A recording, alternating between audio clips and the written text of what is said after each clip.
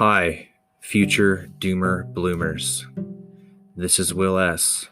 The podcast episode you're about to hear with Kai Whiting will take a odd turn about 2/3 of the way through the interview.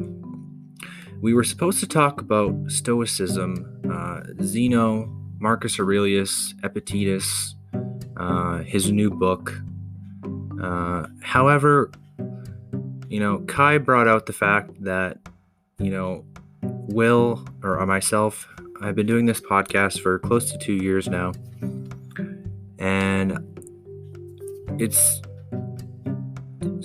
becoming a community. I would like the Doomer Bloomer podcast to become a community. So if you're listening to this right now, bear with me. I get a little raw, real. I ask for your help and support in building this community.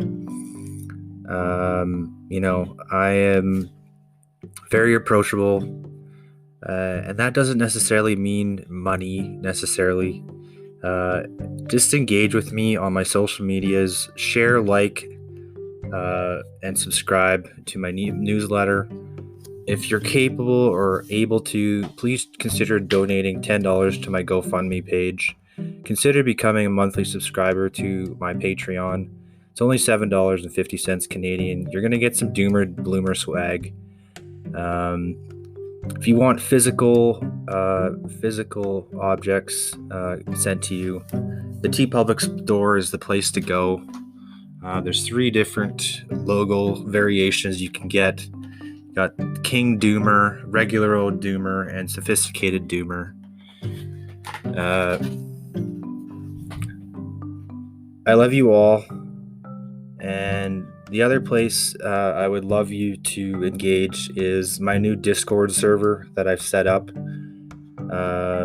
Free content will be flowing there as well. I've got a bunch of resources set up for people who would like to start their own podcasts, YouTube channels, get started in this space.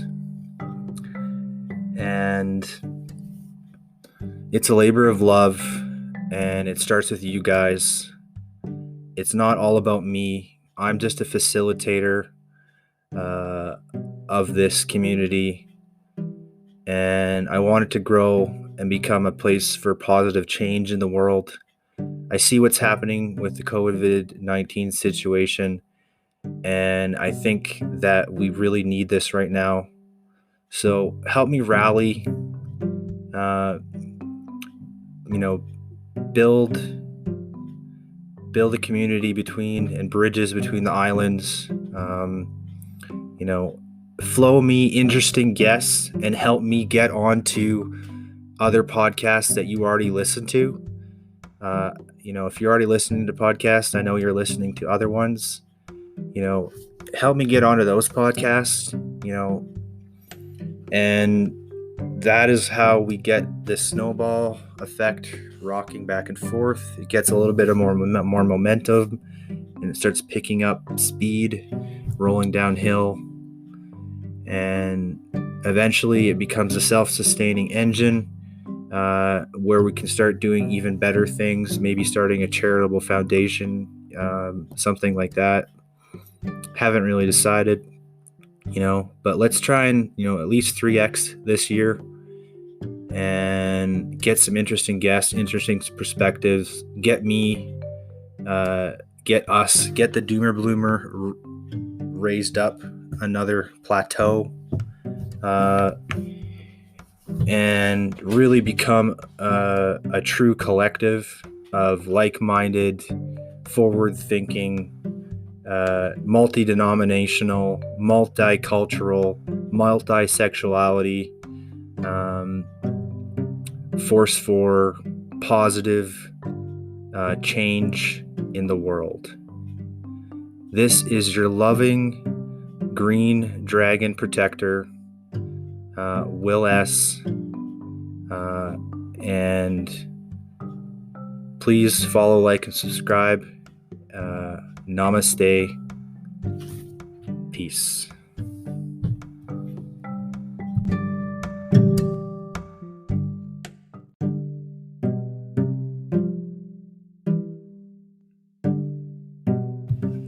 The Doomer Bloomer podcast is about the resurrection of good ideas.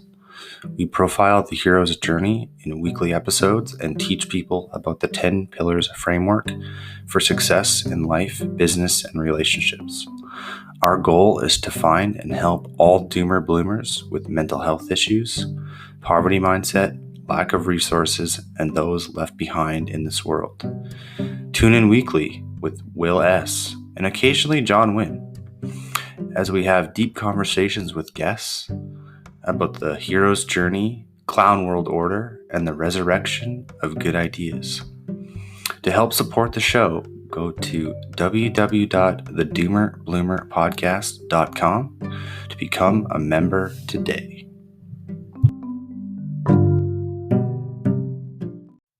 And we're live. Welcome back to the Doomer Bloomer podcast with Will S. We're talking about the hero's journey in weekly episodes, the 10 pillars framework for success, life, business, and relationships. We're talking about health, wealth, virtue, love, art, freedom, travel, peace, integrity, and charity. Today on the podcast, I have a gentleman all the way from the UK, but now currently living in Lisbon, Portugal. His name is Kai Whiting, and he is a professor of Stoicism. How are you doing today, Kai? I'm doing great, actually. I'm enjoying. I was just really enjoying our conversation just as we started, and I'm really looking forward to this interview. Actually, it's great to branch out into different kinds of podcasts, and this is like a toe in the water to see, like, okay, what about in the more general sense, away from sort of very sort of stoic or focused podcasts. So I'm really looking forward to this one. Yeah, this is going to be an open forum. We're going to kind of do like a 100-mile view and then kind of like go down a little bit deeper on some of the concepts. And we're going to go back and forth here. So just to kick it off here, where are you on your hero's journey, your doomer to bloomer path? Kind of briefly tell us your story, Kai, and if you want to talk about your book, you're more than welcome to. So I actually do open this story up in Being Better, Stoicism for a World Worth Living In, which is the book that I've just launched, or has been launched. I didn't launch it, and it starts with my grandma, right? And I was based in Portugal at the time, so we're talking like 5 years ago now. And I get a phone call. I just did an exam, actually. I did an exam in environment and energy. So I come back home, I'm absolutely exhausted, and there's an electricity cut. My house is completely black. We have like a torch on my head. I have a torch on my head. There's no lighting. And I didn't have a phone at the time because I felt like phones were just distracting. So I didn't have a mobile phone or anything, which is quite unusual. So like my partner's phone goes off and off and off. And I'm like, what is going on? And I pick up the phone and go, because I can see it's my mum going, hi mum, what are you calling me for? She's like, why don't you have a phone? I'm like, because it just is a distraction. She's like, okay, you need to speak to my sister. So I get on the phone to her thinking, what's going on? She's like, can you sit down, please? I'm like, yeah. And she's like, I didn't want to tell you this, but, your nan or your grandma, she's dying. And you have to get a flight right now. I'm like, I actually can't get a flight right now. And they're like, why not? I'm like, I don't have any electricity in my house. Like, there's a car. Like, you need to book it right this minute. I'm like, I literally cannot, right? Trying to work out, like, what can I do? It's like, when you say she's dying, like, how quickly is she dying? And they're like, pretty quick. Like, it's unlikely. There is, this opportunity for surgery, but it's not going to look, it's like not even a 50-50 thing. If she survives it, it's less than a 50-50 thing. Please get on the next flight. So I'm sitting there in the darkness with this torch in my head going, what on earth I can't do anything. I literally, I'm not going into, I didn't even react because I couldn't react. So when I do finally get my electricity back on, because it wasn't just my house, the whole street, I get the flight and I go in. And I actually started to read something called Ryan Holiday's Obstacle is the Way. Because when you're I love that book. It's a brilliant book. And when you're in a hospital, you have a lot of time to read, right? So I bought it and just thought, she's going to survive. Like, I know she's going to survive. She's a fighter. She'll survive. And there's one line that says that your observation and your perception are two different things. And Ryan talks very much about death is the thing you can't control. And so I'm literally reading that, more or less reading that line. It must be 3 or 4 pages after that line we actually get the news that she didn't make it. And I just watched the room. Like the room was like the oxygen had been sucked out of it. Everybody's hopes and dreams had gone in that moment because people called her like, they said she was like the godmother in the Godfather film. She was like the rock that everybody else stood on. And it is true that the connection in the family has definitely weakened and it's created new things. There's been new developments in my family, but the rock that we had stood on was no longer there. And I just literally watched the room and I didn't know what to think. I was like, what's the fact? She's died. Is that bad? And I was trying to work that out. I was like, is that bad?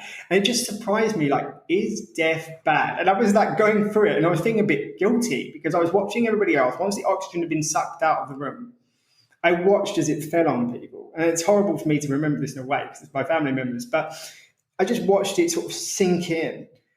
And it wasn't sinking in at that moment. It sank in later. But for me, at that moment, it didn't sink in because I was just so reflecting on what it meant because it was such a critical moment in my life to be reading like the difference between observation and perception.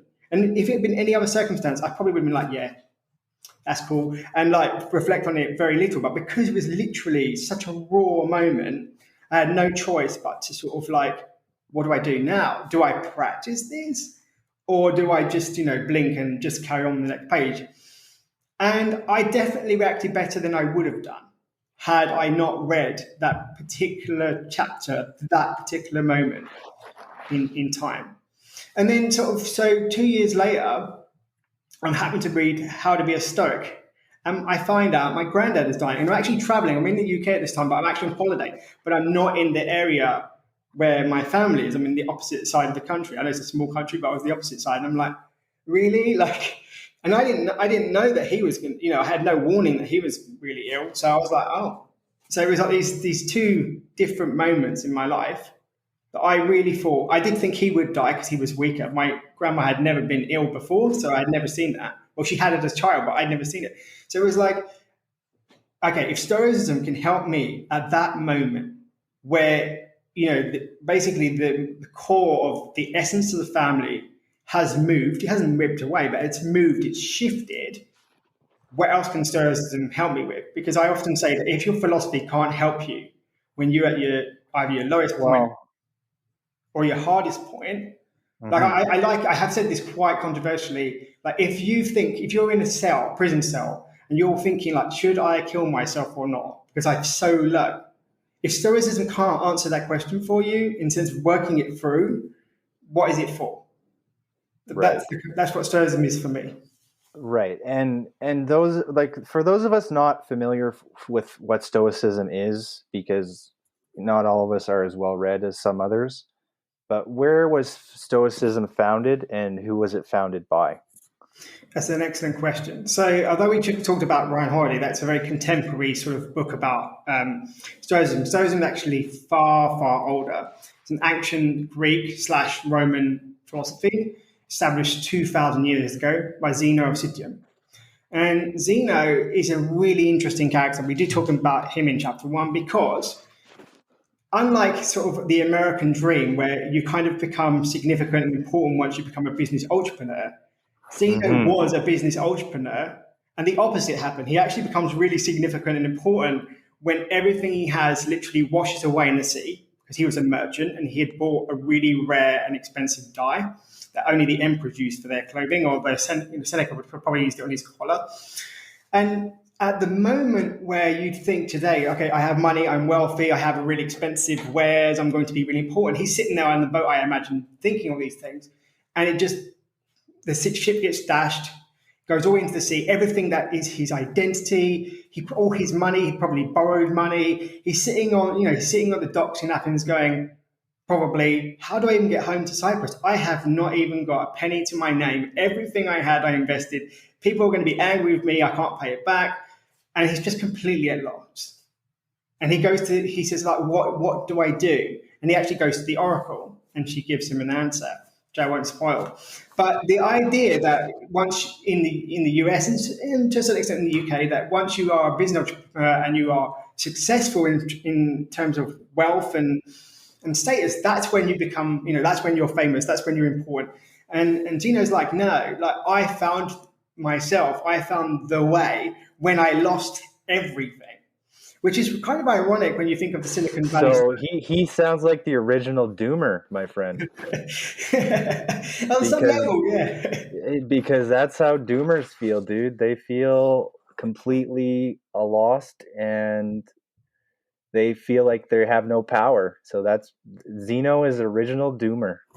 Yeah, I would say that certainly when he's sitting in Athens and he's probably got all his clothes ripped, and he's like, okay, I'm alive, because there's a realization I could have died, and then you just don't know what to do. You have no idea what you can do about it, because there's just nowhere you can go, and that's why he says, okay, who is the wisest person? Who is the wisest person in Greece? And that was the Oracle. I know we use the Oracle in The Matrix, so if you have watched The Matrix, the kind of idea that she knows a lot of things about how the world really works, you can kind of see that as the Oracle in Zeno's time. So he's like, how do I, what do I do?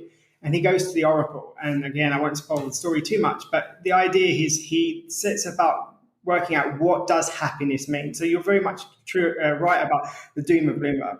At the moment that you are in that doom phase, it's like you suddenly have to, you basically, in my view, hit a wall, and you have to look at what are my priorities, right? What matters to me? What is my core being? What is it that I really value? And how do I get that? How do I get there? And that is the essence of your hero's journey. That is your essence of this podcast, because this podcast doesn't exist if everyone's really happy and we're like, okay, I have everything I want, and I didn't really have to work hard, and I know exactly who I am. And some people, they might have that. But you're taking people going like, no, you are lost, for that moment. But if you just can look into yourself and ask yourself who you are, and I'm gonna say that you're gonna have multiple doomer phases of your life, and you're gonna have multiple bloomer phases of your life, because it's more like a sine wave where it goes up and then goes down and then goes up and then goes down, and a very cyclical, very cyclical. Life is cyclical. The doomer bloomer phase is cyclical, and you're gonna go through that throughout your life, but that is more from Taoism, from what I've learned. The cycle of life. Every storm there is a calm, and every calm there is a storm. But I like Stoicism because it preaches action, and it talks about what is in your control and what is out of your control, right? And coming back to the story about your nan, what was in your control during that situation, Guy? Ooh, I don't think anybody's actually asked me that. And I've told the story, but that's a very good question.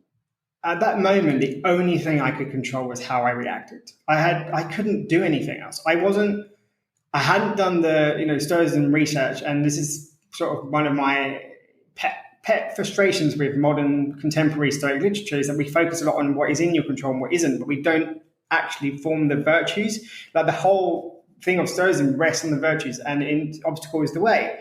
You don't really hear about that, and there's no problem about that, because it's not an academic book, and it's not necessarily saying this is a Stoic book. What it's saying actually, obstacles way, is that this book is influenced by Stoicism. So it's not a criticism in true sense. But one of my core frustrations is that we don't put the basis as virtue. So I didn't have that. I didn't have that understanding. So we go back to that in a minute. But it was like all I can do is channel my emotions into something useful, and that launched what became the desire to work in Stoicism and be an author, because I wanted to show my nan on some level. I must do to show her I believed in your message and you've gone, but I'm carrying that message on, and that was the only thing I could do. I'm not a doctor. Well, I'm not a medical doctor. I'm a PhD doctor, which was not particularly useful in a hospital. I couldn't. There was no words of comfort I can give my family. There was nothing I could say, because literally there was nothing I could do or say or think that was going to change how other people reacted. And that's quite hard when your loved ones are in pain. It's actually one of my favorite and most difficult memories is my sister's tears, because it's just such a raw emotion. And I knew I couldn't do anything. And I just knew how she felt. I didn't express it in the same way, but we had this understanding. So I had very little. I mean, just Stoicism says it's like your thoughts, your actions, and your attitude, and that was it. Say that one more time, So slowly. sorry, I said that again. So Stoicism says it's your thoughts, your actions, and your attitudes that are in your Mm-hmm. control. That's it. There's nothing else. And it's important to understand that your observations and your thoughts are independent.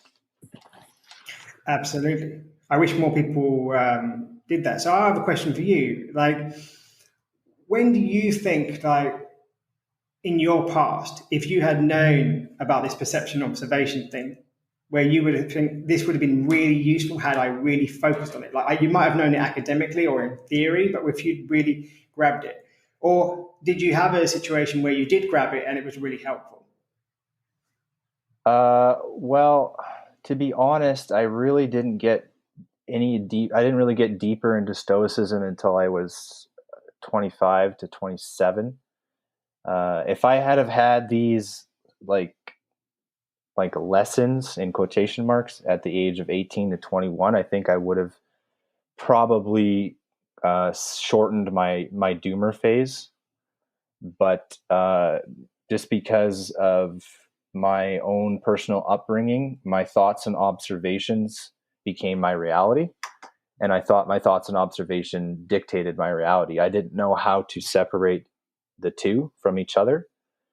And I kind of just compartmentalized that for a long period of time until it became apparent that it was something I needed to deal with in my middle 20s. So after the age of about 24 to 27, like I had another doomer phase, where I was unemployed and I was searching for my meaning, and I was like couch surfing at my relatives a lot, just because like I was an electrician by trade, and during that time, like trying to find work because of the oil crisis in 2014, 2015.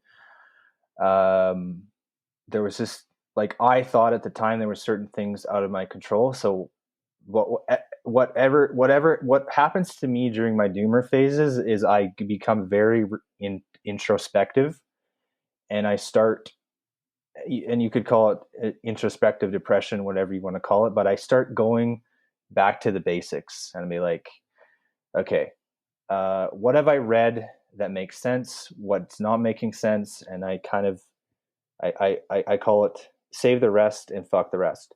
Save the best and fuck the rest. And because there's different things you can pick and choose, and you can kind of build your own. I would call it like I'm going to come up with the doomer bloomer curriculum very shortly here, and I'm going to start having my own school. Like it's going to be called the Doomer Bloomer Collective or something of that nature. I haven't really decided how, but it's basically my self-reflections for the last 10 years from the age of 21 to 31, and the curriculum that I had to build for myself in order to become the person. And I'm still working on it. We're all works in progress.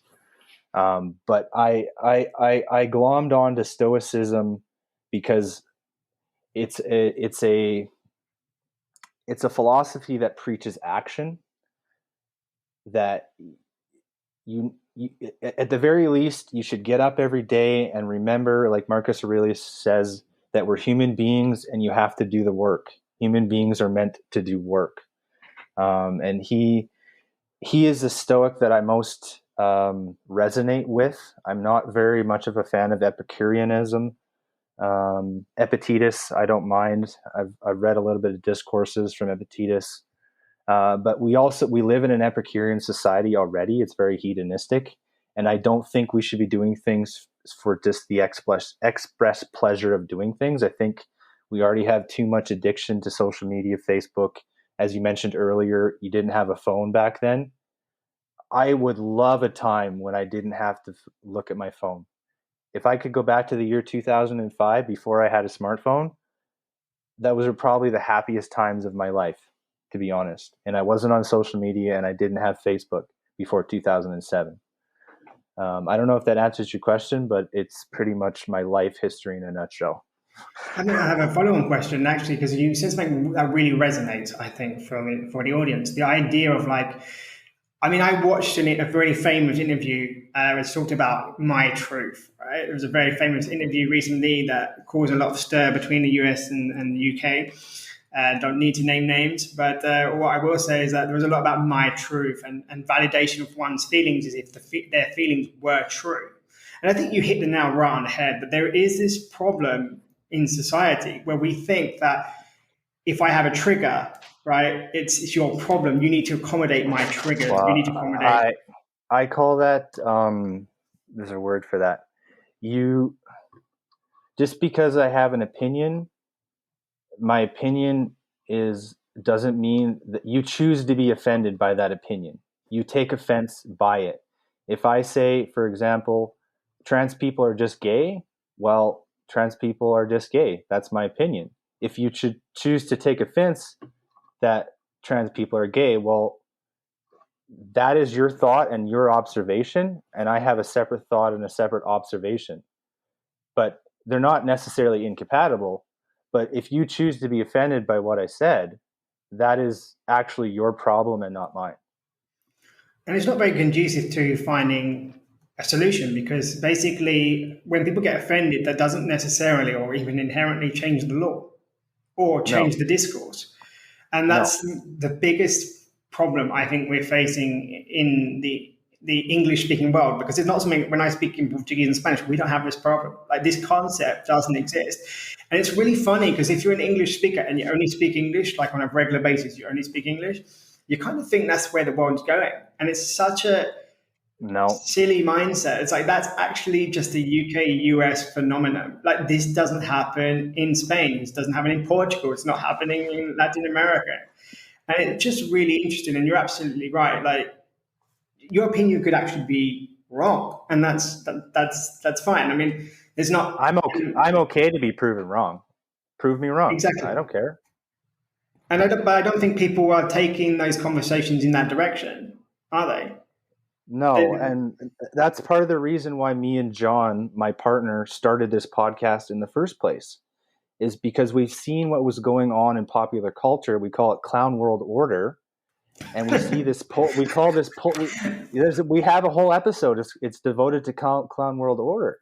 So we have hardcore right people, and we have hardcore left people. There's no moderate people anymore. But at the end of the day, we're all human beings. We have basic needs. We need food, we need shelter, and we need security. Those are the three basic human elemental needs.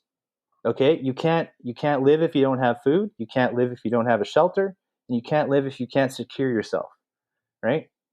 You know, at our base core, we're all human beings, and we're actually really running on primal instincts from the animal kingdom. If you look at the way that our brain structure is built, it's built from the reptilian stem and runs up to the mammalian, and then the neocortex is the final straw of the structure of the brain. So at our base core, we have reptilian needs, and those are basically food, sex, and greed. Those are the three things that people actually make decisions in their hindbrain all the time. But I only know this because I study psychology and I am in sales and marketing.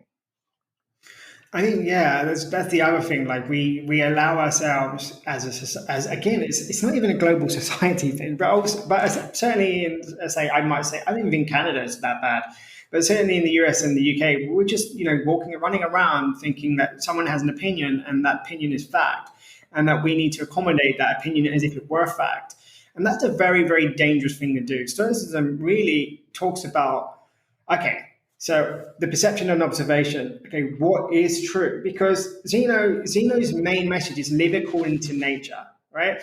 And by nature, he means your own nature and the nature around you, as in it's a demonstrable fact. So all of your decisions in Stoicism is about vice and virtue. So the virtues are courage, self-control, justice, and wisdom. And every decision you make should be but standing on those principles. So greed is actually a vice, and so greed is not good. And if you don't understand those four principles, and you don't understand what's true, as in what's actually, can you just repeat the four principles but slower? Of course, sorry, I get carried away. Sorry about that. Yeah, the four virtues. So there's four virtues in Stoicism: courage, justice, self-control, and wisdom. Right. And they're good. They are the only good in Stoicism. There is nothing else that is completely and utterly good. Because regardless of what circumstance you're in, you are going to want more justice. You're not going to say, you know what, today, Will, I want less justice. That's exactly what we need in this world. It will always, always be good. And the polar opposites, the vices, will always be bad. So let me give you a really hardcore example. People say that slavery is bad, right? In Stoicism, Go ahead. In Stoicism, you say it's an indifferent. Why is it indifferent? Because if I give you a choice between dying, as in I'll kill you, or I enslave you, you might choose slavery. You might say, I prefer to be your slave, then you kill me. So I actually think that's the better choice out of those two, right? That's why slavery is an indifferent, because it depends on the circumstances that you would say, actually, I prefer to be your slave if the option is something else. Whereas if it's a virtue, you're never going to go, yeah, you know what, I prefer injustice. You're always going to prefer justice regardless of the circumstance. So that's quite critical. In society, we don't really understand the essence of Stoicism until we get that. Like, really, slavery in most circumstances is a very, very negative thing. But if I give you that choice, you might see it as a slightly more positive thing than the other alternative. And the problem is that if you don't understand these four virtues, and you don't understand the need to tie your reality to facts, and there's a lot of people who don't, then you actually get really emotional, you get triggered, and you start throwing your triggers onto other people. And that my dad calls that the emotion ocean. And it's very deep, actually. He's right to call it that. Go on, tell me more. Why do you think he says that? Because if you start becoming a slave to your emotions, you're just gonna start rolling in on the waves of your emotion. But you need to actually start surfing those waves. You need to get on top of the waves, like a true if you're charting your own destiny, you need to get on top of those waves and surf them. You're still going to have them, but you're going to be the surfer of your own emotion ocean. You're not going to let those waves keep pounding you and pounding you and pounding you over and over. And you're going to use your thoughts and observations in tandem to, as you said earlier, find the truth and tie that to fact. Not just accept everything at face value, but be very discerning. And does my opinion match yours? Yes, no. Do I have a bias towards that? Yes, no. We all have these cognitive biases, and we have to navigate that all of the time. And I consider myself a fairly moderate person, but someone from the far left would call me a conservative. Well, part of me is maybe a conservative, but I wouldn't call myself a conservative because I don't put myself into one quotation marks, one pigeonhole, or one. I'm looking at all these different philosophies, whether it be Taoism, Stoicism, leftism. Like, I'm taking the best. Like I said, I take the best and I fuck the rest. It's at that you know what I mean? I think that I really, really like your dad's analogy, or what you've just built on, whether it's yours or your dad's, where you literally, that is right. You either get sucked in by the current and then squirm and hope someone rescues you, which I call, and you probably do as well, victim culture, which is really attractive. Which is really attractive until nobody wants to rescue anymore because it's just too difficult. And there's a lot of victim culture. I see it all the time. I see a lot of weaponization of identity everywhere. And it's like, when I was a kid, mum was like, okay, never use any of your, physical characteristics to say you can't do something. Always do your best, right? With the victim culture, it's kind of like, I've been thinking about this a lot. It's kind of like, it's the race to the bottom. It's like, who is the worst victim? Who has been victimized the most? Let's race to the bottom. And Stoicism says, no, let's race to the top. Let's stand on these virtues. Mm-hmm. And the concept of cosmopolitanism, which is everybody is part of community and society, and we should work together. That is race to the top. Let's grab the handle and bring up the next man or woman. In the victim culture, I see let's kick down the next person. Let's kick them from their pedestal that someone else put them on normally, and let's kick down a bit harder. And when that doesn't work, let's react in a very sort of vicious, in the Stoic sense, a very sort of unjust way, and then see how much of this victim culture that I can sort of suck into myself so that other people feel sorry for me. The problem with that is that it's completely out of your control, because you can't control if people will feel sorry for you or not. But you're right, because you can control the surfboard. So whilst you can't control the waves, and a surfboard is very precarious. I'm going to steal your analogy. You can see it. You can move your feet and your balance to ride the wave. And I think that's I will steal it. You're going to hear that in another podcast. And that's an excellent analogy, because that's exactly what we need to do. And it's not just Stoicism that teaches that. I think religious principles, and for example, Christianity also teaches that, to stand on the surfboard of Jesus, right? I wouldn't say it's exactly the same surfboard. Well, and here's the thing: like Doomer Bloomer is non-denominational. We accept all creeds, all cultures, all backgrounds. We treat everybody the same and equally. Because I think it's all I think realistically it's all versions of the same thing that's been distilled through some sort of grand universal colander, and those different strands have been disseminated through the human population, because we're actually celestial beings having a human experience, and we're actually trying to connect with infinite intelligence. It's just we are not fourth dimensional, so we cannot perceive it the way that a universal being would. So it has to flow down to us in a way that's understandable. So whether it's Christianity, monotheism, or multi-god religions, whether it's Stoicism, Taoism, Buddhism, what Church of the Flying Spaghetti Monster, right? Put a colander on your head and say it. I'm a pacifidarian now. I used to say that all the time. What's your religion? I'm a pacifidarian. Like, I think I'll use that next time I get pulled over by the cops. You know what I mean? Like, it's just like, who really cares? You're a human being you're a celestial being having a human experience, and you're trying to make the best of the world, make your way in the world. And it's hard enough already.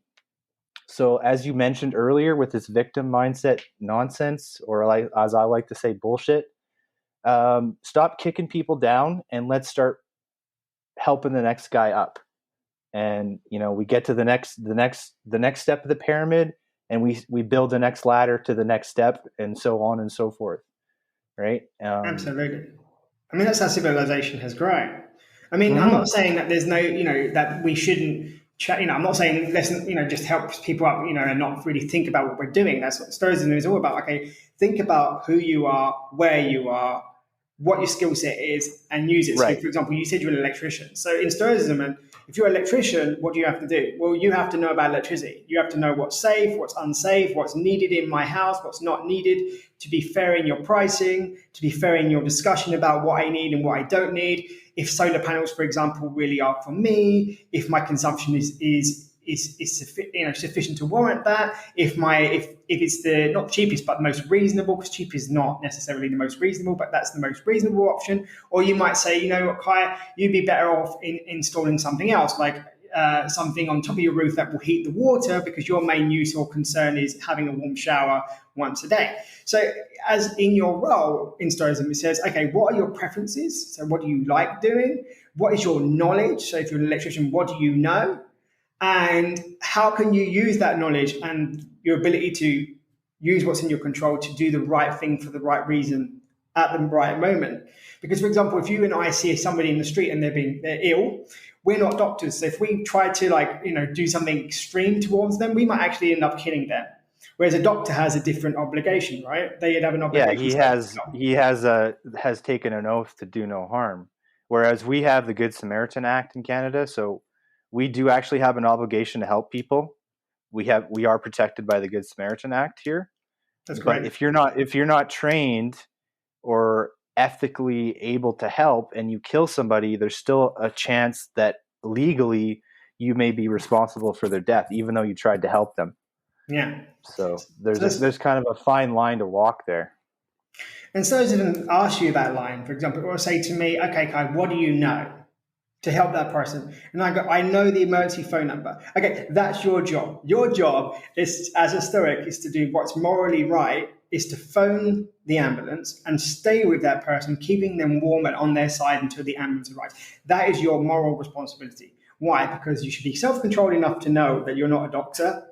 You should know about the facts of science that, okay, I need to keep them on their side because that is probably the safest thing. They might go into shock, so keeping them warm would be helpful. But if I go beyond my expertise, right, because I get emotional and think I can be a hero when I can't, or I get too scared and run away when I shouldn't, then that's when Stoicism says that actually that was a lack of wisdom and lack of self-control on your part because you didn't really think things through. So I said, to me, Stoicism is really important when you have an emergency situation, go, what is my duty? Because Stoicism isn't about rights. In this society, particularly victim culture, we talk a lot about rights. I have a right to this. I have a right to be angry. I have a right to retweet. And Stoicism says, no, we don't have rights. In Stoicism, there are really no rights. It's about, I have obligations. So the more powerful I get, the more followers I get on social media, the more responsibility I have, right? Because my influence is greater.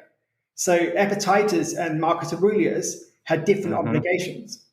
Rights is such an alien thing to Stoicism. It doesn't exist, really. Well, I mean, you have to remember Marcus Aurelius is known as one of the last great emperors, or the 5 last great emperors of Rome. And he inherited a lot of problems. He had barbarians, he had a bitchy wife, he had kids dying on him, and he still had spent the time to write down. He wrote the journal for himself as a reminder, what it meant to, as he says, to be a good, don't ask what a good man is, just be one.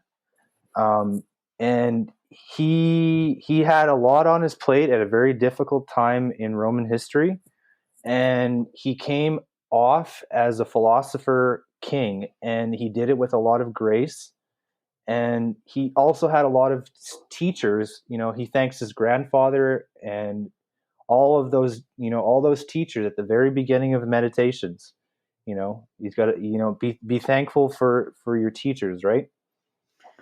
I think Marcus. I mean, we talk about Marcus Aurelius a lot in the in the book. In one of the chapters, we tell his story, and I just want to tell you one because Christians tend to give Marcus Aurelius a really bad rap. They say that he killed Christians in the gladiator battles.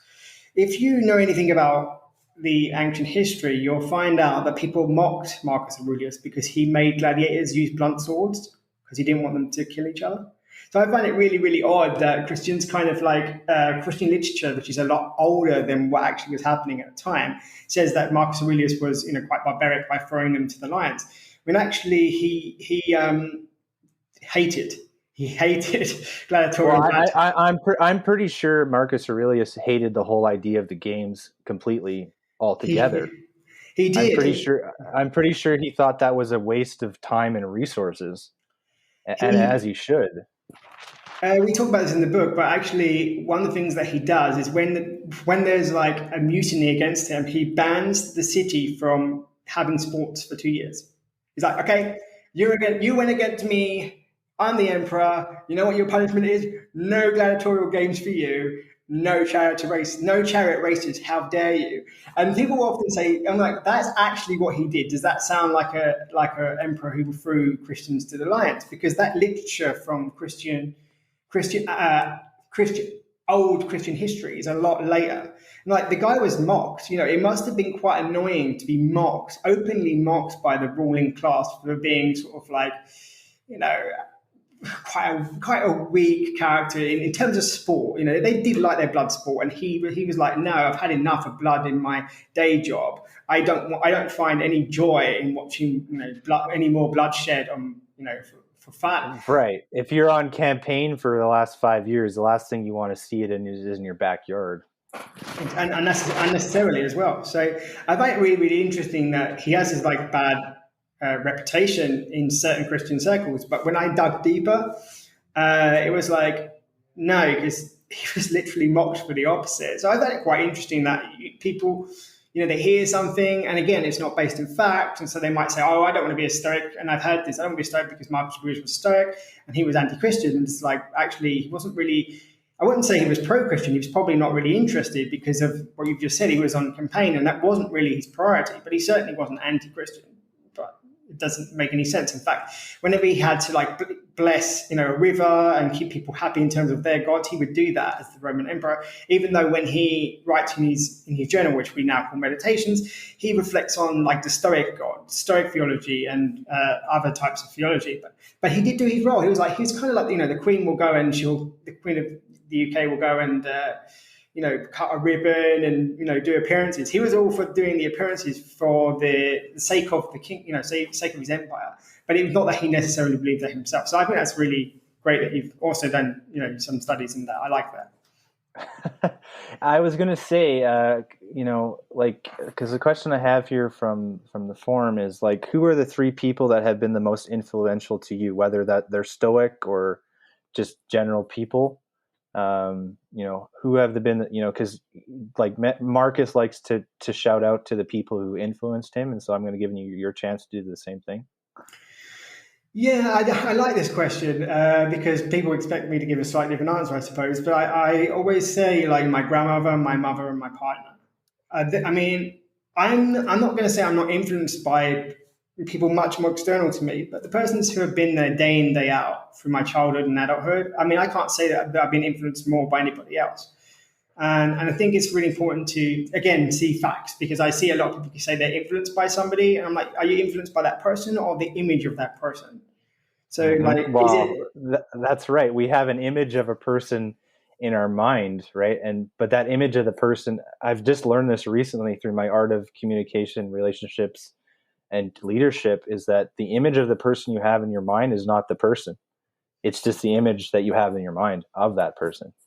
It's actually really damaging, because if when now you're in these circles, you have dinner with people, and you had what you had in your mind of who they were and then who they are is two different things, and then your disappointment is your problem. So I've sat years ago and had dinner with enough people who are famous, and for you're just like me. There's no difference to you. Then really, we're basically the same. You just have a slightly different story, and sometimes that story, what the story they tell in their book, is actually quite different to the story they tell you in person. So I've read a lot of books that say I did A, B, C, and D to get where I am, and then when I queried that, because I did some more research, they're like, well, that's not exactly how it happened. I didn't tell you that I paid $3,000 to get an agent, or I paid this to get a marketing campaign, and that's when there's almost always a key connection or a pot of money that they failed to mention in that if you follow these 10 steps, you'll be successful. Which again, wow, that's the reason why I stopped following Robert Kiyosaki, because he's got some good ideas, but his story is bullshit. I don't know his story. Tell me his story. Well, Robert Kiyosaki wrote Rich Dad, Poor Dad, and then Cash Flow Quadrant. And he had the idea that you should become an investor and not work in a business, work on a business. These are great concepts. However, his idea, his story of, having two dads, like a rich dad and a poor dad, all that shit is completely fictitious. It's a made up story. Oh. You know what I mean? It's Robert Kiyosaki, but it's the legend. It's not the man, right? The legend when you talk about the legend is different than talking about the man, right? Because the legend is what the history books or whatever say about the person. The man is who they are behind closed doors. Right. And I think behind closed doors, no offense. Well, actually, all offense to Robert Kiyosaki, I think he's a dick. So it's really dangerous, actually. And in chapter 1, we say, Leo and I, as a co-author, and I say, we don't know your story. The 10 steps that would work for us will not work for you. Why? Because we live in a different country, we're different, we might be different ages, we have different skill sets. So in the book, what we ask people to do is ask themselves better questions.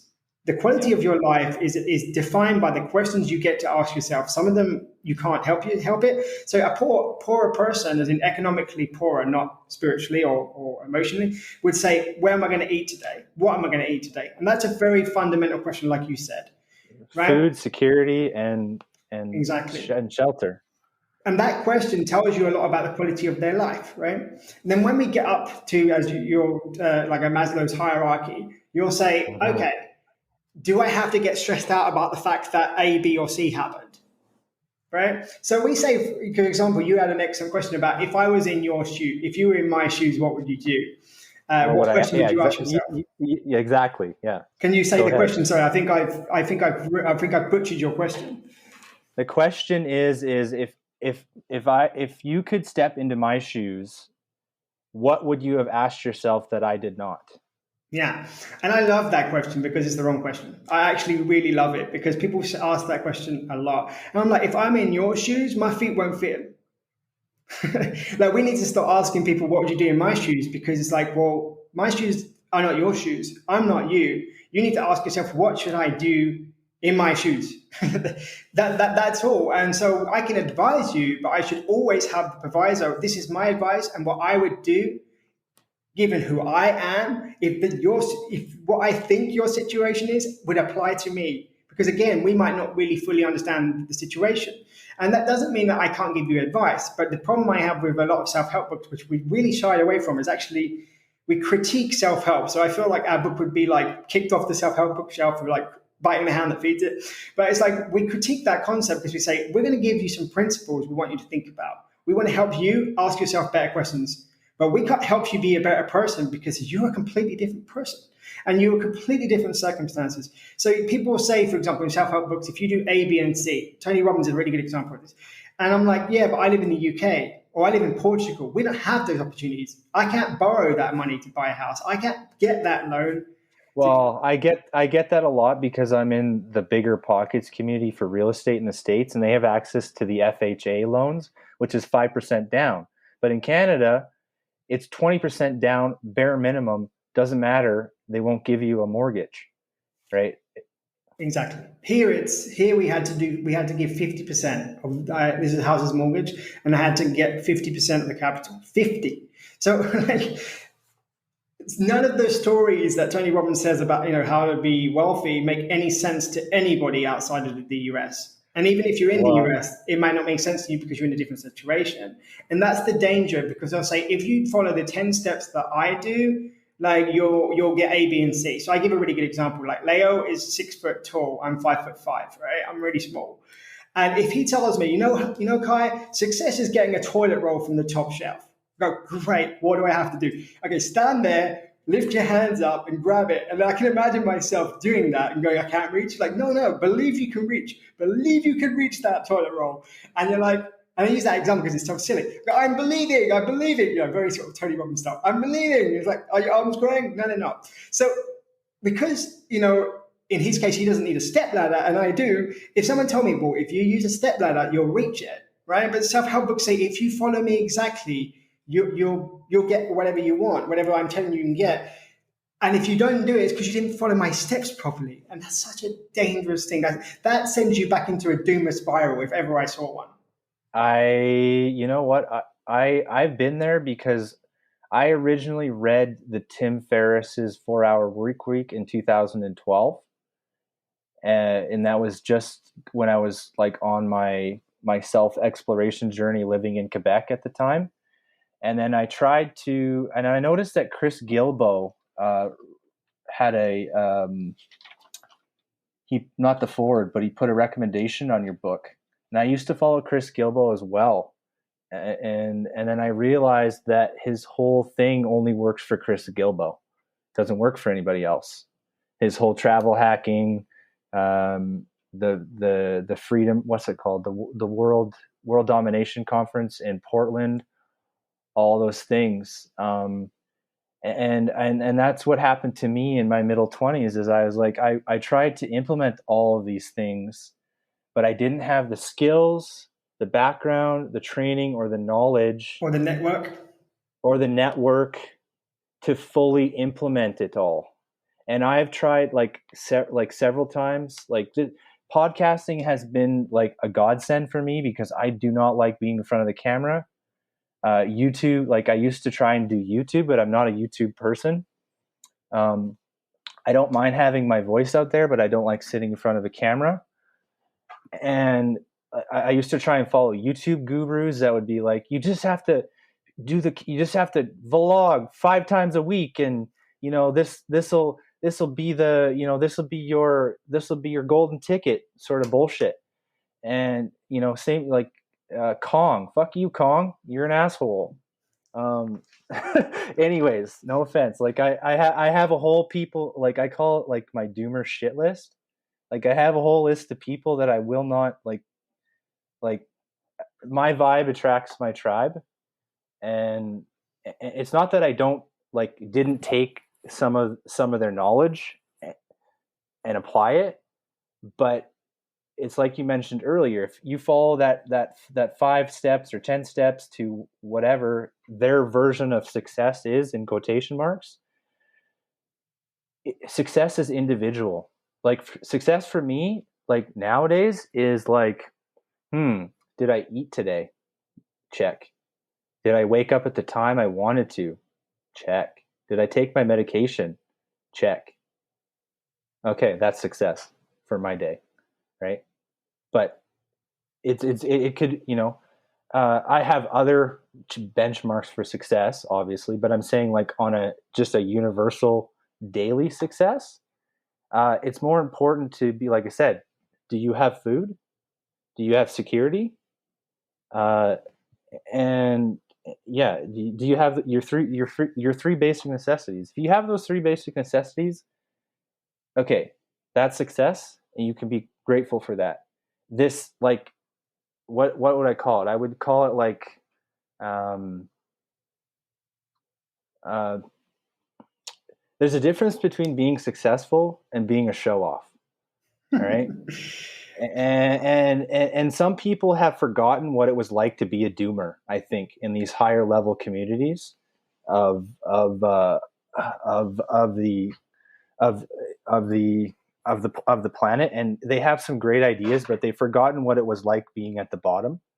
They've gotten to the point where they've become out of touch with reality, where what every day-to-day human beings are living through. And I don't want to name any names because I do have a list of names. And this show is not about a vendetta. It's not like that. It's just about showing people that there is a different way and a more well-rounded way of living your life. And if I can have a discord with Kai, as we're having, and even if we don't agree on something, I can say, Kai, I agree to disagree with you. And Kai will be like, okay, I'm either William does not have the willingness, the capability, or the capacity to take in what I'm saying right now, right? Maybe we'll come around to that at a different time, but I'm not going to become offended that Kai didn't understand me or didn't want to take in my opinion, and vice versa. And I don't know. That's just, go ahead. I wanted to ask you really, because I do love your tattoo, right? But I think like with the yes thing, right? I think knowing what you say yes to, because you're very insightful, if you don't mind me saying it. Like it is very, very necessary. This podcast is very necessary, and maybe you call your school the tribe, right? It is necessary to grab the tribe and show them like exactly what you said. Like if I say yes to say Chris Gilboo's like story, does that help me? And yes, he has some excellent ideas, right? And he read the book and he thought it was really helpful. So, but I do feel that yes, sometimes the context that they're in is so alien to 95% of the UK/US, Canada. So I'm not even talking about Africa. I'm not even going there. It's so alien to the reality that it's actually unhelpful. So I wanted to ask you about your tattoo. Like, would you still, would you put it on yourself today or not? My tattoo? Yeah, so you better. I suppose you better tell people what the tattoo says. For those listeners who don't know, I have a tattoo on my right arm that says "Yes, Man" in red letters, yes, and man in blue. and then I have my birth date, and it's a reminder to be open-minded. When I was in my early 20s, I was in a phase where I was open-minded to everything. I would take in new concepts, ideas on a daily, monthly, yearly basis, and try to integrate them. But in the process of that journey, there's a point where I call it information. It's called not information overload, but it's the cup is full. There's a certain point where the cup is full, and you won't be able to take any more. And the Tao Te Ching says, when the cup is full, stop pouring. And I'm at the point in my life now at 31, and I've lived. It's taken me a decade, basically from 21 to 31, to come up with my own 10-pillar framework, as I'm calling it. But as I mentioned, it's not for everyone. It's for doomer bloomers. It's for people who have been down in the doomer pit of despair for multiple periods of their life and have also upcycled from that despair, and also want to give back and contribute to the world. And those are the type of people I'm looking for this podcast. On that note, and I don't want to, like, because this is part, like, I feel like I'm doing way too much talking. This is kind of Kai's time. But after this episode, if you want to come on the podcast as a contributor or part of the Doomer Bloomer collective, as I'm calling it, you really need to read my Matchmaker profile and go to the section that says Doomer Bloomer support. All right. And you need to make a $10, $15, or $25 donation to my GoFundMe page so I can keep the lights on around here and start pushing out really awesome content like we're discussing with Kai. I don't mind. I mean, to be fair, this is your space, and I think that I've tried to show your audience. Again, this is my issue with podcasts in general. Sometimes, like, the guest gets too much, right? The guest gets too much attention, and the audience isn't actually here necessarily for me, right? William, like, they're here because they believe in the message, right? And I think as a podcaster, sometimes that gets forgotten, and it's not about making the audience, putting the audience in a better place or helping them get there. It's really about sending, the message of the book. And although I've, like, referred to it, I think it's very important that I didn't speak so much about the book does this, the book does that, because at the end of the day, it's not about me, is it? Like, my journey in the book, I learned from writing the book, right? I learned about myself, but the journey is for your audience. And I actually think it's very important in podcasts in general that we reflect on that. And something that I don't really see very often, which is why I try to ask, questions to the host, because people tune in because of you. They don't tune in because of me, right? It's just the truth. And unfortunately, because of the cult of celebrity, which we've been discussing. Hey, Kalpna, if you're listening, I'm smiling right now. But it's true, because in the cult of celebrity, we kind of give too much to, say, the podcast guest. And it should be a dialogue, right? In Stoicism, we talk about Socratic dialogue. Like, I'm learning from you, you're learning from me. If I'm open to the opportunity, and Stoicism is about being open within reason. It's always about within reason and the virtues of being open to your learning, right? And it's not about that I have to take your opinion. I just have to say, okay, what serves me and what doesn't. And in the self-help space, it's really one directional. And that's wrong. In my view, that's wrong. Because it's not about a dialogue with somebody in the self-help space. It's about, I've made it, you're down there, you don't know what you're doing. If you listen to me, if you believe, no. If you listen to me, some of it will help. But other people equally help. My book says, I don't give you any answers, because your answers are your answers. You shouldn't be interested in my answer. You should be interested in your own answer. It's by reading the book and reflecting about what your answer is that you find the knowledge that you need, and you find the wisdom that you require to move forward. So, William, I have no issue whatsoever. I'm really glad that you gave yourself that space, because I think also it's about hearing yourself, right? It's about your audience clicking and finding their identity in this podcast. If I'm here to, in my view, in my opinion, but I'm here to facilitate that. I'm here to facilitate the community, because that's what the book is about. It's about I want to be a better person to make the world better. How do I make the world better in my role? Reaching out to you and giving you, the opportunity to talk about what matters to you. And I think I don't know, but I'll have to ask you your opinion as a podcast. I think we've lost that somehow. It's all about the guest and not about the rest. As in, the majority of the people listening to this podcast who find something really helpful, I will come and go. They may never hear my voice again. I hope that you guys do hear my voice again. I hope I get invited back. But you may never hear my voice again. But they will hear yours, William, and that's the voice they need to be, help build you.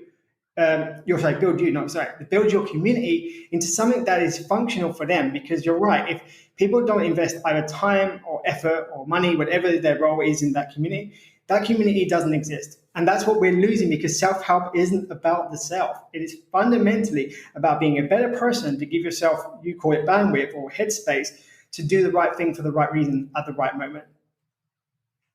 Well, and that's what you just kind of nailed it. It's a community. The Doomer Bloomer podcast is a community. It's about community and sharing ideas. And as I mentioned earlier, you will be invited back, Kai, because you're sharing and you're willing to have a discourse with me that a lot of other people aren't willing to have. Just because they're in the mindset of what can I get out of this, not what can I give to this. And I was just talking about this morning on my other podcast, The Daily Taoist, and it was verse 7, and it says basically, don't be selfish, and that's the essence of verse 7. Don't be selfish, and be a go-giver, not a go-getter, because the Tao Te Ching says that the more you give to the universe, the more will flow back to you in return. And it's really that simple. The world works on circulation, whether that be money, energy, feelings. It works on circulation. The more you put out, the more will flow back to you. It's a circular system. Yeah, we just the caveat is like the only caveat I would add is like the more you give within reason, because sometimes we get the martyr syndrome as well. Like if you give and give and give, and like basically you go to the bottom of the cup and you've given so much, then obviously it's finding the balance. I mean, that's what you're talking about. You're talking about cyclical, if I'm not mistaken, cyclical balances between giving and receiving. And again, the self-help space is, I feel like it's ceasing to become about the audience and becoming about being a cult-like figure. And I hope like I've been able to dispel that, at least in what Stoicism presents, because that's not what Marcus Aurelius was talking about. The Meditations was never published from his point of view, right? It was his thought process. Yeah, it was his own personal diary that got picked up much later. So I wanted to ask you possibly like one final question, really, because I think it's fundamentally important in terms of like your community. Like if we fast forward the clock, 6 months, let's say 6 months, because we're in still in a COVID situation, and I come back on the podcast, what does that community look like to you? Your community, what does that look like? What is the Doomer Bloometer? Well, hopefully it'll be 10x by the end of the year. That is my goal. Like I would like to have contributors from all over the globe, people who have very diverse backgrounds of information, and they're not go-getters, they're go-givers. They're out to contribute for the world, not just for themselves. They're looking at the world from a perspective of, how can I provide value and be of value? Maybe I may be a doomer. Maybe I've been in that negative headspace, but we all cycle. We cycle through that doomer to bloomer continually, right? It can be a 3-month cycle, a 6-month cycle, but we cycle through it. And what would be your advice to somebody who's like, I'm sorry if I'm stealing the show of this, but what would be your advice to someone who's like, do I want to join the community or not? What would you say to them? Like, what would be like, someone sitting on the fence and it has got nothing to do with Stoicism. They listen to your podcast the last couple of weeks. What would you say to them? Like, okay, you're on the fence. Like, what would be your message to them? My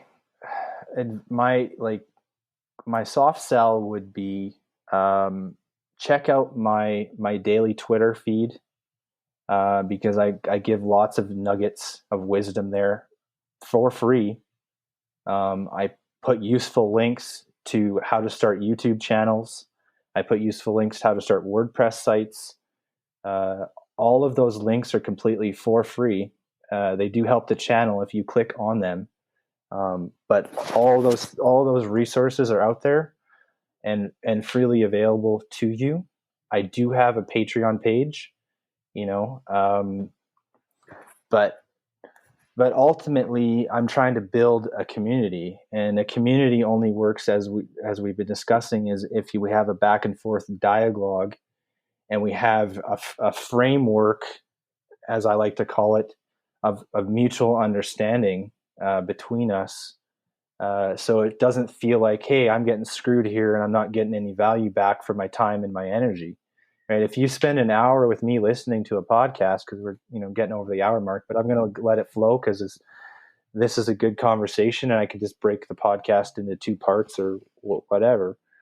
But I look at the Doomer Bloomer community as being for the world to better understand ourselves, our internal workings, and how to come to a mutually beneficial agreement, or for lack of a better word, contract, like a social contract that says, let's not try and stab each other in the back. Let's just try and understand where we're coming from. And if we disagree, we can agree to disagree. And then we'll come back and rehash that out when we have the willingness, the capability, and the bandwidth to do that. I mean, I really like what you're saying, because it's fundamentally what I'm trying to say in one of the chapters. And you said you like this bit of, put people in circles, not boxes.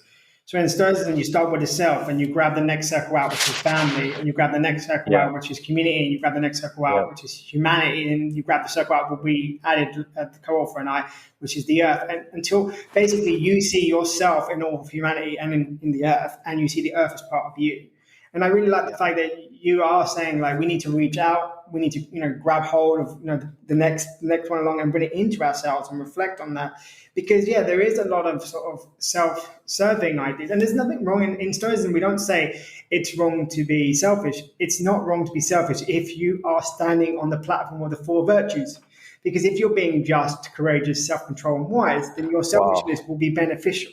It's when your compass is facing the wrong way and you're selfish that you're actually doing a lot of damage. So I think you agree, I think you're saying, you can be selfish if you understand fundamentally that your selfishness needs to drive forward communal goals, right? If you can say, okay, I'm really good at this, let me do this. Let me do this one thing. Let me do it for you because I'm really good at, say, writing. That might be, quote unquote, selfish to somebody.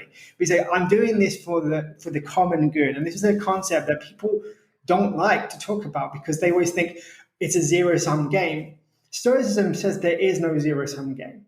That's a theory. People, again, fact and fiction. There is powerful people like to say there's a zero-sum game. Right? They like to say this. And it's not necessarily true. It's not necessarily. I mean, there are some essence, like chess would be a very good example of a zero-sum game. You either win or you lose, and it is literally black and white. But in reality, like outside of these very small examples, it is not a zero-sum game. In Stoicism, it says the zero-sum game is when you think that you have to win at all costs because you lose. That's the zero-sum game in Stoicism. That's it, because in Stoicism, again, for example, there's no oppression. The only person who can be oppressed is yourself. The oppressor and the oppressed are both oppressed because they both don't have the ability to react to reality, because either the oppressor is doing something and they are taking that in as true, therefore oppressing themselves, or the oppressor thinks that's true. And again, that could be a victim culture person, who sometimes can be the oppressor. There was a good example of yogurt this week about using a trigger to quote unquote oppress somebody. And I think we're losing that reality, William. I really do. And I really admire your courage to stand literally and say, look, I'm doing a podcast, I'm getting content, Like, help me build this community. There's not many podcasters who would be so blunt and direct, but I think that's a wake up, a reality call. Like, if you want more of this content, you have to understand something. It takes my time. You and I spent like money and time and effort, back and forth with the messages. And people sometimes think that, it's for free, right? It's for free. That's how it's it. I mean, I mean, nothing's really for free. I do it because I enjoy doing it, but you have to understand that I'm building a community that needs to become self-sustaining at some point. Mm-hmm. And that's what I'm really building towards. I've been doing this for close to 2 years now, right? And I wasn't sure what direction it was going to take when I first started it. It was more of for me at that time, because I was being selfish and I was building my own little island of 4 virtues to stand on. But I have that island built now. I have that self island where Will it's called Will no Will's land. No Will's land. It is Will stands on that island. Sometimes John comes on and helps me on the island. And now we're going to get to the next circle to make that island a little bit bigger. And we're going to just start building the island one section at a time, one circle at a time. I think it's fundamental to, in terms of that, is to understand your core identity and understand your core audience. And I do think they will resonate with you being very direct, because you are a very direct person. And I think that's really important, because sometimes, again, like, people say, I can't, for example, I'm not going to do that, or I can't afford it, or why should I pay for that? And you say, well, if you don't pay for what you value, and it's not, if they're on your... let me just throw this at you. Do you pay for Sam Harris content? Me, I don't. I'm not a Sam Harris fan, but I know people that do. Well, I used to, until he completely I applaud what Sam Harris kind of did, because he's kind of like the NPR of podcasts, but at the same time, like there's two kinds of schools of thought on this. You can be like the whole Tim Ferriss model, and we basically try and monetize everything, and I'll endorse everything underneath the sun, which I don't really like, because I don't really give a shit about MeUndies, frankly. And then there's the Sam Harris model. There's a subscription model. So there's basically two ways we can go about this guy, or we can make a blended model, right? If you sign up to the Patreon page, it's $7.50 Canadian a month. It's less than a cup of coffee. And if you're getting value for the podcast, we're over 30 episodes, closer to 50 episodes now in the last 2 years, and if you've heard my voice enough, I tweet daily, and I'm on all social media daily, not myself, but I use tools that help me do that. And I'm very approachable. However, there has to be a reciprocity here, where you give value for time and time for value, or vice versa, right? And yeah, I never really meant to go down this track, but I guess on my doomer walk this morning, I kind of coalesced some dormant information that I've been working on in the back of my hindbrain. And I really love doing this podcast, guys. But if you want us to keep the lights on, the community of people that I know in my immediate family, and then the circle out from there, if you hear my voice on a regular basis and you're getting value from it, Will needs some support too, is what I'm asking. And it's not a whole lot of support. It's like $10 to my GoFundMe, or $10 to my Patreon page. If you go to the next subscriber level up, I'll send you an Alexa delivered straight to your house for $69 a month. But $7.50 cup of coffee a month would go a long way. I don't know. I mean, it's important. I mean, again, like, as I said, and it's something that what I stand in terms of the book is to say, like, we need to be wiser in how we approach self-help, right? We need to approach it from a communal standpoint. Like, and I say that, we should stand with our heroes and realize they're humans too, right? So I completely get what you're saying. Like, I do this, on that one level you do it for love, but eventually there has to be some moment where you get recognition, right? And unfortunately or fortunately, in the way the economic situation is set up, is that most of that recognition is through some level of some kind of financial support, right? So people often, it's really strange that people go, oh, say William's asking for financial support, right? They're just not used to it. But as you said, like they wouldn't. People don't question like if they went and bought this T-shirt of Jacksonville Jaguars. We don't question that. Well, and here's the other thing. Like I have a T Public store, I have a Teespring store. If you're if you want a physical Doomer Bloomer COVID mask, you can get one. You just go to my T Public link. I tweet them all the time. They're on every single podcast episode that comes out. You go to the Doomer Bloomer store, you'll get some swag. So you're getting value. I'm providing value, and it's a reciprocity. And I honestly, in the deepest heart of my hearts, I love and I care about everyone, right? And especially what I feel the Doomer Bloomer community is going to become. Just in the last 3 or 4 months alone, the amount of people that I have on my own personal mailing list now, like I said, they're going to be lifelong friends or collaborators, right? Because we're all connecting those islands throughout time and space is basically what we're doing. So how do we join? How do you join the dots there? You've got because that's the thing that I feel the podcast and the community needs to work on, right? You've got these dots of people. Yeah, how are you going to cement the nodes to each other? Because I think that's fundamental. That people have to understand. Like, okay, I'm an individual listening to a podcast, but how can they really feel part of a community? You need to join the Doomer Bloomer Discord group that I've set up, and you need to join or sign up to my newsletter that I've started putting out. Sign up to my email list, join the Discord group, and start flowing me what sort of things and what sort of topics and people you want to hear about.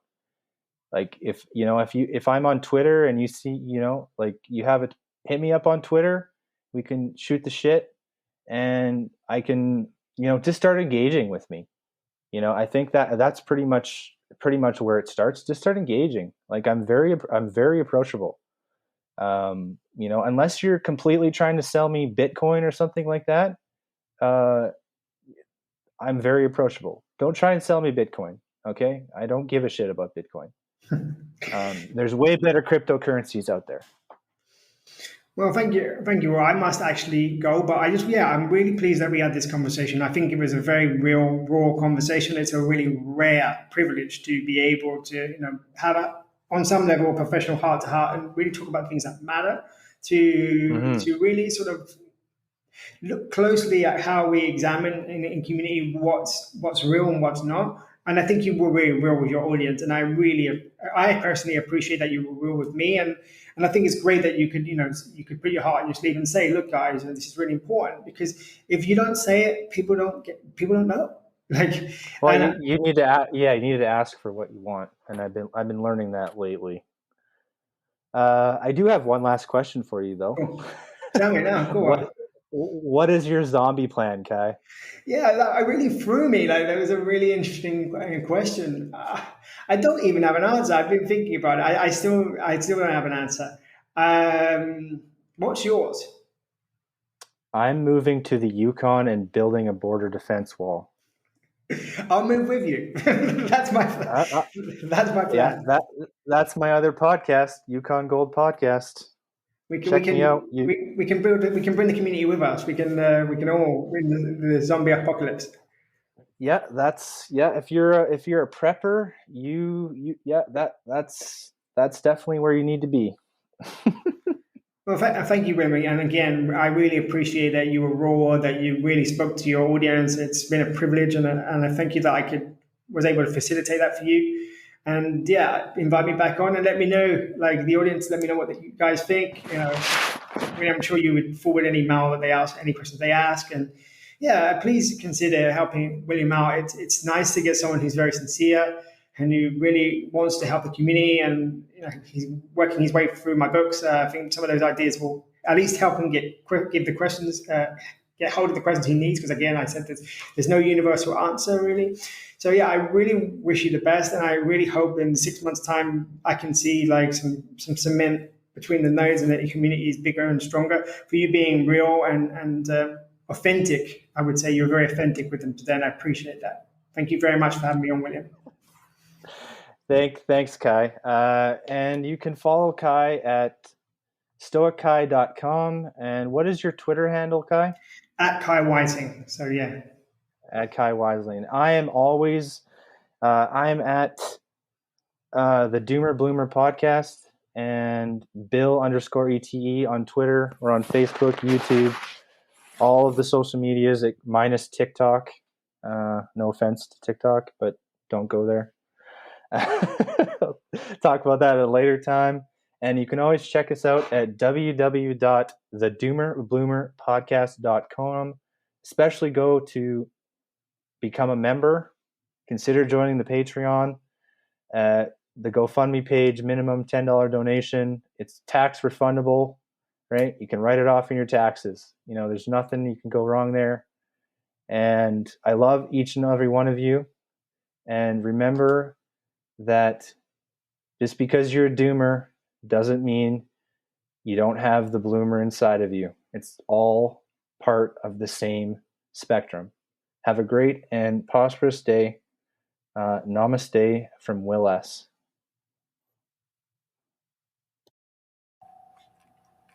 If you're listening to this, just a quick question. What is your zombie plan? Let me know on Twitter at Bill_Summer, at Doomer Bloomer or Doomer Podcast on Twitter. Hashtag Zombie Plan by Bill ETE.